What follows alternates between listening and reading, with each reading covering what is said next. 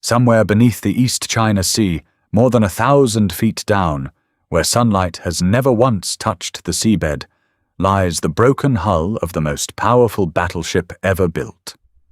For decades, most of the world assumed it was gone completely, vaporized in the explosion that killed over 3,000 men in a single afternoon. But it wasn't gone. It was down there the entire time, split into pieces, scattered across a debris field the size of a small town, waiting in the dark for almost 40 years before anyone found it.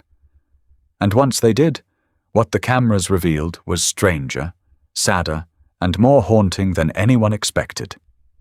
This is the story of the Yamato, the ship Japan built to win a war it was already losing, and the decades-long hunt to find out exactly what happened to her when she disappeared beneath the waves. To understand why this wreck sat undiscovered for so long, you have to go back to why the Yamato existed at all. In the 1930s, Japan's naval planners knew they could never outbuild the United States ship for ship. America's shipyards were bigger, its steel production was bigger, its industrial base dwarfed Japan's by a staggering margin. So Japan made a different bet. Instead of building more ships, they would build one ship so massive, so heavily armored, and so overwhelmingly armed that no single American vessel could stand against it. That ship was the Yamato. Her keel was laid in 1937, in near total secrecy at the Kure Naval Shipyard, where engineers had to physically deepen the dry dock just to accommodate her size. When she launched in 1940 and was commissioned in December 1941, she displaced roughly 70,000 tons fully loaded, stretched nearly 900 feet from bow to stern, and carried 9 18-inch guns, the largest naval guns ever mounted on a warship in human history. Each shell from those guns weighed more than a small car. No Allied battleship afloat could match her armor, her firepower, or her sheer physical presence. And yet, for most of the war, the Yamato barely fired a shot in anger. She served as a flagship. She moved between bases. She loomed in the background of major battles without ever fully unleashing what she was built for. By the time she finally entered serious combat at Leyte Gulf in October 1944, the war in the Pacific had already shifted decisively against Japan. Aircraft carriers, not battleships, now decided naval battles. The age of the big gun was ending just as Japan's ultimate big gun battleship was finally ready to prove herself. Her sister ship, the Musashi, was sunk at Leyte by wave after wave of American carrier aircraft, a preview of exactly what awaited the Yamato herself. By early 1945, American forces had landed on Okinawa, the last major island standing between the Allies and an invasion of the Japanese home islands. Japan's military leadership was running out of options, running out of fuel, and running out of time. That desperation led to one of the strangest and most fatalistic military plans of the entire war. In late March 1945, Emperor Hirohito reportedly asked his commanders a pointed question during a briefing on Okinawa's defense. What exactly was the Navy doing to help? Stung by the implication that the fleet was sitting idle while soldiers died on the island, Japanese naval commanders scrambled to conceive a mission for what little remained of their surface fleet. The result was Operation Tengo. The plan was almost suicidal by design. The Yamato, along with the light cruiser Yahagi and 8 destroyers, would sail south toward Okinawa with barely enough fuel to make a one-way trip. Once there, if she somehow survived the journey, the Yamato was to beach herself on the shore and fight as a stationary gun battery until she was destroyed. There was no air cover planned for the mission. Japan's carrier fleet and most of its trained pilots were already gone. The crews were told plainly what they were sailing into and given a chance to leave the ship. Almost none of them took it.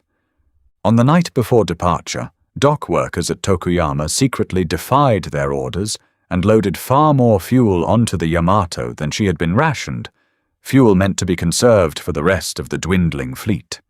It likely wasn't enough to bring her home either way, but it was a quiet act of mercy from men who understood exactly what these sailors were facing. On the morning of April 7th, 1945, American reconnaissance planes spotted the Japanese task force moving south through the East China Sea.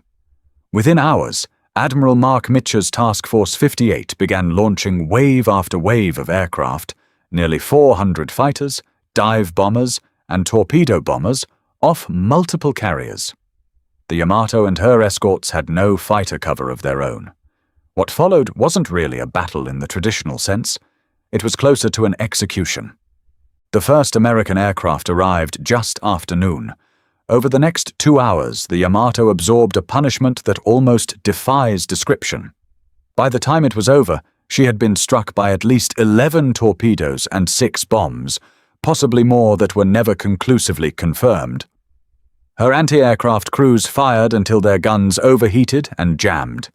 Damage control teams fought flooding compartment by compartment, even as the ship began listing further and further to port. Eventually, the flooding became uncontrollable, and the great battleship began to roll onto her side. As she capsized, fire reached her forward ammunition magazines, the storage compartments feeding her massive main guns. What happened next was seen from more than 100 miles away. A single, catastrophic explosion tore the ship apart from within, sending a mushroom cloud of smoke and fire thousands of feet into the sky. Some American pilots who witnessed it from the air genuinely believed, for a moment, that they had just seen something closer to a nuclear detonation than a conventional explosion. Of the roughly 3,332 men aboard the Yamato that day, only about 269 survived. And then, in an instant, the largest battleship the world had ever built simply vanished from the surface of the ocean. No triumphant homecoming, no salvage effort, no marked grave. Just an empty patch of the East China Sea, and a silence that would last for decades. Here is where the story most people know usually ends, but it's also where the real mystery begins, because for nearly 40 years afterward, almost nobody knew precisely where the Yamato actually came to rest. Wartime records were incomplete and often contradictory. The battle had unfolded in chaos, with ships maneuvering constantly under attack, and nobody aboard the American task force had any particular reason to mark the exact coordinates of an enemy, wreck 1,000 feet below the surface. Japan, meanwhile, was left picking up the pieces of total defeat, rebuilding a shattered nation, and for years had neither the resources nor, arguably, the appetite to go searching the ocean floor for the remains of a ship that symbolized the catastrophic final chapter of the war. The Yamato wasn't hidden by some deliberate act of secrecy. She was lost the way so many wartime wrecks are lost, swallowed by imprecise records, enormous depths, and a world that had far more urgent things to rebuild than to go looking for old battleships. It would take until 1982 for the first serious search expedition to head into the East China Sea and attempt to locate her. Drawing on scattered American wartime records and Japanese survivor accounts, researchers managed to locate wreckage on the seafloor roughly 180 miles southwest of Kyushu, at a depth of more than 1,000 feet. But sonar readings and scattered debris weren't enough to prove anything conclusively. Was this really the Yamato, or just another casualty of the brutal air-sea battles that had raged across these waters in the final months of the war? The uncertainty lingered for years. It wasn't until a follow-up expedition in 1984, and then a dramatic manned submersible dive using the deep-sea vessel Pisces II in August of 1985, that researchers finally got close enough to confirm what lay below. One of the ship's own original designers, a man named Shigeru Makino, later examined the photographic and video evidence and confirmed what the divers had found. After 40 years, the Yamato had finally been located. What the cameras revealed was not the intact, dignified grave that some might have imagined. The Yamato lay broken into 2 massive sections, torn apart during her final explosion and the long fall to the seafloor. The bow section rested on its starboard side, torpedo damage still visible along its hull, sheared off just behind the second main gun turret. The stern section lay upside down entirely, its propellers missing, its keel crumpled from the force of the impact with the seabed. Scattered across a wide debris field between the two sections were pieces of the ship's identity. Gun turrets thrown clear of the hull, radar equipment, armor plating, one of her enormous anchors torn away entirely by a wartime bomb strike.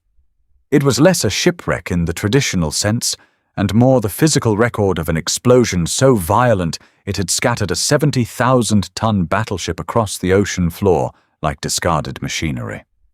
For years after that first confirmed dive, the Yamato's resting place remained a place few could visit, and even fewer fully understood. Additional survey work in 1999 helped researchers refine earlier assumptions about exactly how the ship had died, revealing that it was actually her forward ammunition magazines that had detonated, not the aft magazines as some earlier accounts had claimed. Small details like this mattered enormously to historians and to the families of the men who died aboard her, because they helped reconstruct, second by second, the final minutes of one of the most devastating naval engagements of the entire war. The most extensive look at the wreck came decades later, in May of 2016, when the city of Kura, where the Yamato had originally been built in secrecy back in the 1930s, funded a detailed survey using a remotely operated underwater vehicle called the Hakuyo. What this newer technology revealed was staggering in its detail. High-definition footage captured the imperial chrysanthemum crest still visible on the ship's bow, a symbol of the emperor himself, sitting untouched on the seafloor after more than 70 years underwater. Cameras found one of her massive main gun turrets shattered and displaced hundreds of feet from where it should have been, thrown clear by the force of the internal explosion that ended her. The survey mapped catapults once used to launch reconnaissance float planes, sections of her secondary gun batteries, boiler components, and fragments of her bridge structure, all scattered across a debris field far larger than the ship herself had ever been. A 9-minute video compiled from this survey is now shown to visitors at the Yamato Museum in Kure, giving ordinary people a window into a place almost none of them will ever physically visit. And that raises a question that has quietly followed this wreck for years. Should it ever be raised at all? In 2015, a group of Japanese lawmakers began seriously studying the feasibility of recovering the Yamato from the ocean floor, both to preserve what remains of the ship and to recover the remains of the crew members still entombed within her. It's an emotionally powerful idea, bringing home, after 7 decades, the bodies of young men who never got the chance to return. But the practical and financial obstacles are immense. The ship lies over 1,000 feet down, broken into pieces, corroded by decades of salt water, resting in a debris field spread across a wide stretch of sea floor. Raising even a fraction of the wreck intact would require technology and funding on a scale that, so far, no government has been willing to commit. For now, the Yamato remains exactly where she has rested since 1945, a war grave protected mostly by depth and distance rather than by any formal declaration. There's something almost unbearably symbolic about the way this ship's story unfolded. Japan poured staggering resources into building the single, most powerful battleship the world had ever seen, a vessel meant to embody national strength at the very moment that kind of strength was already becoming obsolete. Aircraft carriers had already proven, at Pearl Harbor and at Midway, and time and again across the Pacific, that the age of the battleship as the ultimate weapon of naval power was ending. The Yamato was, in a very real sense, the most magnificent monument ever built to a strategy that had already failed. And when she finally went into combat in the way she was always meant to, not as a deterrent, not as a symbol, but as an actual weapon of war, she lasted barely 2 hours against enemy aircraft before disappearing beneath the waves. Today, the legacy of the Yamato lives on far beyond that debris field in the East China Sea. In Japan, she has become something close to a cultural touchstone, referenced in literature, animation, and film for generations, often reimagined as a symbol of doomed heroism rather than military failure. The museum in Kura houses a meticulously accurate 1/10 scale model of the ship, reconstructed from original blueprints and built for visitors who will never see the real wreck with their own eyes. Naval historians still study her design, her armor scheme, and her catastrophic final battle as one of the clearest illustrations of just how completely the balance of naval power had shifted by 1945. And for the families of the more than 3,000 men who died aboard her that April afternoon, the wreck remains something far more personal than a historical curiosity. It is a grave, a real one, sitting quietly in the dark, more than 1,000 feet beneath the surface of the sea. The Yamato was never truly hidden. She was simply lost, in the way that so much of history gets lost, through chaos, distance, and time, until persistence and better technology finally pulled her back into the light. What do you think should happen to wrecks like this one, left undisturbed as war graves, or eventually recovered and brought home? Let me know in the comments below. If you found this story as haunting as I did, make sure to like this video and subscribe, because there are more forgotten stories from the depths of World War II still waiting to be told, and the next one might be even stranger than this. Until then, somewhere down in the East China Sea, the largest battleship ever built continues its long silent watch.